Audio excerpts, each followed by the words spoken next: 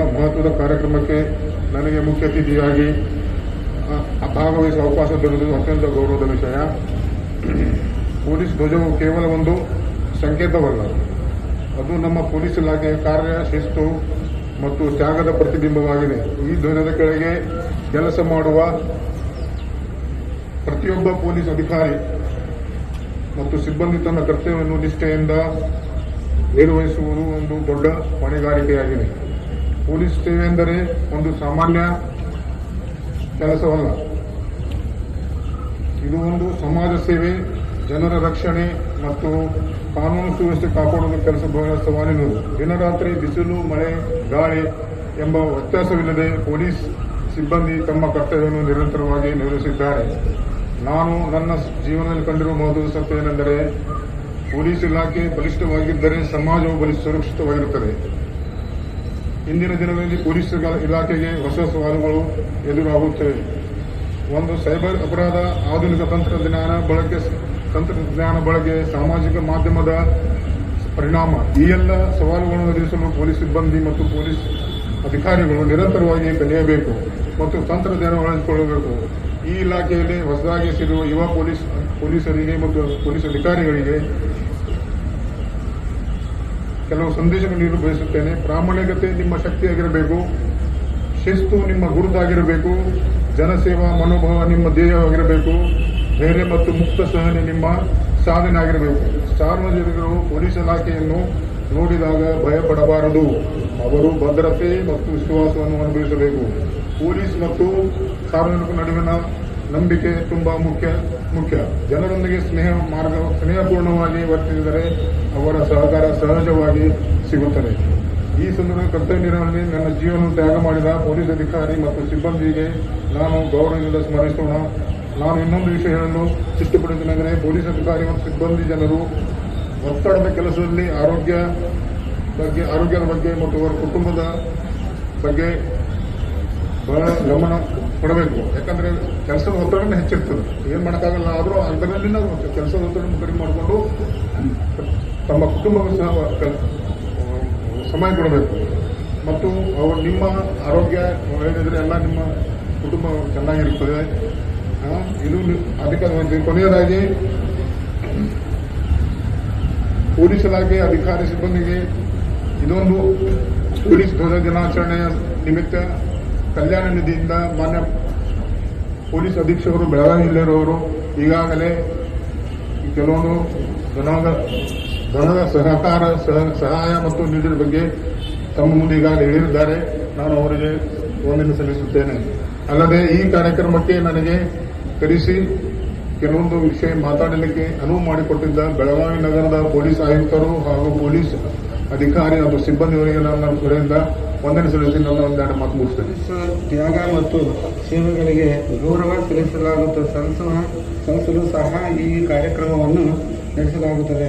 Police ಧ್ವಜದ ದಿನ ವಿಕಾಸವನ್ನು ಎತ್ತಿ ತೋರಿಸುತ್ತದೆ. ಇದು ನಿವೃತ್ತ ಪೊಲೀಸ್ ಅಧಿಕಾರಿ ಸಿಬ್ಬಂದಿಗಳಿಗೆ ಕಲ್ಯಾಣ ನಿಧಿಯಿಂದ ಸ್ಥಾಪಿಸಲಾದ ಸಹ ಕಾರಣವಾಗಿರುತ್ತದೆ. ಪೊಲೀಸ್ ಇಲಾಖೆಯ ಕಾರ್ಯವೈಖರಿ ಇರುತ್ತದೆ. ಇಲಾಖೆಯಲ್ಲಿ ಭಿನ್ನವಾಗಿ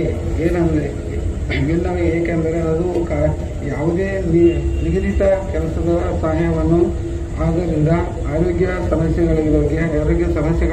ಸಮಸ್ಯೆದ ಒಂದು ಪ್ರಮುಖ ಕಾಳಜಿ ಕ್ಷೇತ್ರವಾಗಿರುತ್ತದೆ. ಅದರ ಬಗ್ಗೆ ಜಾಗೃತವಾಗಿದ್ದು ಅಗತ್ಯ. ಇಂದಿನ ಸೈಬರ್ ಕ್ರೈಮ್ ಅಪರಾಧಗಳಿಗೆ ಹೆಚ್ಚಾಗುತ್ತಿದೆ. ಇದರಿಂದ ಪ್ರತಿನಿತ್ಯ ಬೇರೆ ಬೇರೆ ರೀತಿಯಿಂದ ಸಮಾಜವನ್ನು ಹಾಳು ಮಾಡುವ ಕ್ರಿಮಿನಲ್ ಅಪರಾಧವು ಸಹ ಹೆಚ್ಚಾಗುತ್ತಿರುವುದರಿಂದ ಇಂತಹ ಸಮಸ್ಯೆಗಳನ್ನು ಪರಿಣಾಮಕಾರಿಯಾಗಿ ನಿರ್ವಹಿಸಲು ತಾವು ಸಜ್ಜನಗಳಾಗಿರಬೇಕಾಗುತ್ತದೆ. ದಿನಾಚರಣೆಯಲ್ಲಿ ಕೆಲವು ಸ್ಟಾಂಪ್ಗಳನ್ನು ಬಿಡುಗಡೆ ಮಾಡ್ತೀವಿ. ಆ ಮರಾಠದಿಂದ ಸಂಗ್ರಹಣೆ ಆಗಿರುವ ಹಣಗಳನ್ನು ನಮ್ಮ ವೆಲ್ಫೇರ್ ಆಕ್ಟಿವಿಟಿಗೆ, ರಿಟೈರ್ಡ್ ಮತ್ತು ಸರ್ವಿಂಗ್ ಸಿಬ್ಬಂದಿನ ವೆಲ್ಫೇರ್ ಆಕ್ಟಿವಿಟಿಗೆ ನಾವು ಖರ್ಚು ವೆಚ್ಚ ನೋಡ್ಕೊಡ್ತೀವಿ. ಅತಿ ಮುಖ್ಯವಾಗಿ ಈ ಅಸೆಂಬ್ಲಿ ಸೆಷನ್ ಮುಗಿಯುವಾಗ ನಮ್ಮ DG and IGP ಆದ ಶ್ರೀ ಡಾಕ್ಟರ್ ಸಲೀಂ ಸಾಹೇಬರು ಒಂದು ಕಲ್ಯಾಣ ಮಂಟಪ ಕಟ್ಟಿಸಲಿಕ್ಕೆ ದುಡ್ಡು ಕೊಡ್ತೀನಿ ಸೆಂಟ್ರಲ್ BF ಇಂದ ಅಂತ ಹೇಳಿ ಹೋಗಿದ್ರು. ಈಗಾಗಲೇ 5 ಕೋಟಿ ಅದರಲ್ಲಿ ಬಿಡುಗಡೆ ಮಾಡಲಾಗಿದೆ. ಕಂಗರೇಳಿನಲ್ಲಿ ನಮ್ಮ ಕಮಿಷನರ್ ಅವರು ಭೂಷಣ್ ಅವರು ಜಾಗ ಕೂಡ ಗುರುತು ಮಾಡಿದ್ದಾರೆ. ಇದೇ ವರ್ಷ ಒಂದು ಈ ಕಲ್ಯಾಣ ಮಂಟಪ ಮುಗಿಸಬೇಕು ಅಂತ ಸಿಟಿ ಪೊಲೀಸ್ ಯೂನಿಟ್ ಮತ್ತು ಡಿಸ್ಟಿಕ್ನವರಿಗೆ ನಾನು ಕೇಳ್ಕೊಡ್ತೀನಿ. ಅದೇ ಪ್ರಕಾರ ರಾಮರಾಜನ್ ಅವರು ಜಿಮ್ ಮತ್ತು ಅಂಗನವಾಡಿ ಬಗ್ಗೆ ಸಹ ಒಂದು ಪ್ರಸ್ತಾಪನೆ ಮಾಡಿದ್ದಾರೆ. ಅದನ್ನು ಸಹ ಆದಷ್ಟು ಬೇಗನೆ ಮುಗಿಸಿದರೆ ಎಲ್ಲರಿಗೆ ಅನುಕೂಲ ಆಗೋದು ಸಾಧ್ಯತೆ ಇದೆ ಅಂತ ಹೇಳ್ತಾ ನನ್ನ 2 ಮಾತನ್ನು ಮುಗಿಸ್ತೀನಿ. ಅದಕ್ಕಿಂತ ಮುಂಚೆ ಈ ಗ್ರೌಂಡ್ಗೆ ಅಚ್ಚುಕಟ್ಟಾಗಿ ಪ್ರಿಪರೇಷನ್ ಮಾಡೋರು ನಮ್ಮ DR ಸಿಬ್ಬಂದಿ, CR ಸಿಬ್ಬಂದಿ ಮತ್ತೆ ಬ್ಯಾಂಡ್ ಪಾರ್ಟಿ, ಈ ಪರೇಡ್ ಚೆನ್ನಾಗಿ ಮಾಡಿಕೊಟ್ಟಿರುವ ಮಾರುತಿ ಅವರು ಮತ್ತು ಅವರ ಎಲ್ಲ ಪ್ಲಾಟೂನ್ ಮುಂದೆ ಕೆಲಸ ಮಾಡಿರುವ ನಿವೃತ್ತ ಅಧಿಕಾರಿಗಳು ಮತ್ತು ಸಿಬ್ಬಂದಿಗಳು, ನಾವು ಇವತ್ತು ಈ ಸಮುದಾಯದಲ್ಲಿ ಪೀಸ್ಫುಲ್ ಆಗಿ ನೆಮ್ಮದಿಯಾಗಿ ಒಂದು ಸಮುದಾಯವಾಗಿ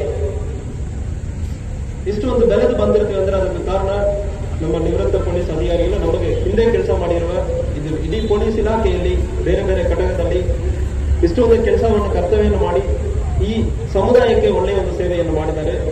ಇವತ್ತು ಆ ಸೇವೆಯನ್ನು ಮರೆಯದೆ ಅವರನ್ನು ನಾವು ಕಾಪಾಡೋದು, ಅವರ ಜೊತೆಗೆ ನಾವು ಕೈ ಜೋಡಿಸುವುದು ಮತ್ತು ಅವರು ತೋರಿಸಿರುವ ದಾರಿಯಲ್ಲಿ ನಾವು ಮುಂದೆ ನಡ್ಕೊಂಡು ಹೋಗಿರುವ ಒಂದು ದಿವಸ. ಆ ಸಂದರ್ಭದಲ್ಲಿ ವೆಲ್ಫೇರ್ ಅದು ಕೂಡ ತುಂಬಾ ಇಂಪಾರ್ಟೆಂಟ್ ಇರ್ತದೆ. ನಮಗೆ ದಾರಿ ತೋರಿಸಿದವರು ಈ ಸಮುದಾಯಕ್ಕೆ ಒಂದು ಒಳ್ಳೆಯ ಶಾಂತಿಯುತ ಒಂದು ಸಮುದಾಯವನ್ನು ಕೊಟ್ಟಿರುವವರು, ಅವರನ್ನು ವೆಲ್ಫೇರ್ ಅನ್ನು ನೋಡುವುದು ಮತ್ತು ಅದೇ ರೀತಿಯಲ್ಲಿ ನಾವು ಕೂಡ ಮುಂದಿನ ದಿವಸಗಳಲ್ಲಿ ಅದೇ ರೀತಿಯಲ್ಲಿ ನಾವು ಈ ಸಮುದಾಯಕ್ಕೆ ಒಳ್ಳೆಯ ಸಂದೇಶವನ್ನು ಕೊಡಬೇಕು, ನಮ್ಮ ಕೆಲಸ ಮೂಲಕ ಇದನ್ನು ಕೊಡಬೇಕು. ಆ ರೀತಿಯಲ್ಲಿ ಕಲ್ಯಾಣ ನಿಧಿಯಿಂದ ಬೆಳಗಾವಿ ಆಯುಕ್ತರು, ಬೆಳಗಾವಿ ನಗರದಿಂದ ಸುಮಾರು 64 ಜನ ಪೊಲೀಸ್ ಅಧಿಕಾರಿ ಮತ್ತು ಸಿಬ್ಬಂದಿಗಳು ವೈದ್ಯಕೀಯ ಸಲುವಾಗಿ ಸುಮಾರು 7,41,000 ಮತ್ತು 15 ಜನರ ಸಂಸ್ಕಾರಕ್ಕೆ ವೆಚ್ಚ 1.5 ಲಕ್ಷ ಖರ್ಚು ಮಾಡಲಾಗಿದೆ. ನಮ್ಮ ಬೆಳಗಾವಿ ಜಿಲ್ಲಾ ಪೊಲೀಸಲ್ಲಿ ಸುಮಾರು 185 ಜನರು ನಿವೃತ್ತ ಪೊಲೀಸ್ ಅಧಿಕಾರಿಗಳಿಗೆ ವೈದ್ಯಕೀಯ ಧನ ಸಹಾಯವಾಗಿ 12,44,000 ಖರ್ಚು ಮಾಡಲಾಗಿದೆ. ಅದೇ ರೀತಿಯಲ್ಲಿ ಸುಮಾರು 8 ಜನರು ಸಂಸ್ಕಾರಕ್ಕೆ ವೆಚ್ಚ 80,000 ಕೊಡಲಾಗಿದೆ. ಒಟ್ಟು ಬೆಳಗಾವಿ ಜಿಲ್ಲೆಯಲ್ಲಿ 13,24,000 ಖರ್ಚು ಮಾಡಲಾಗಿದೆ.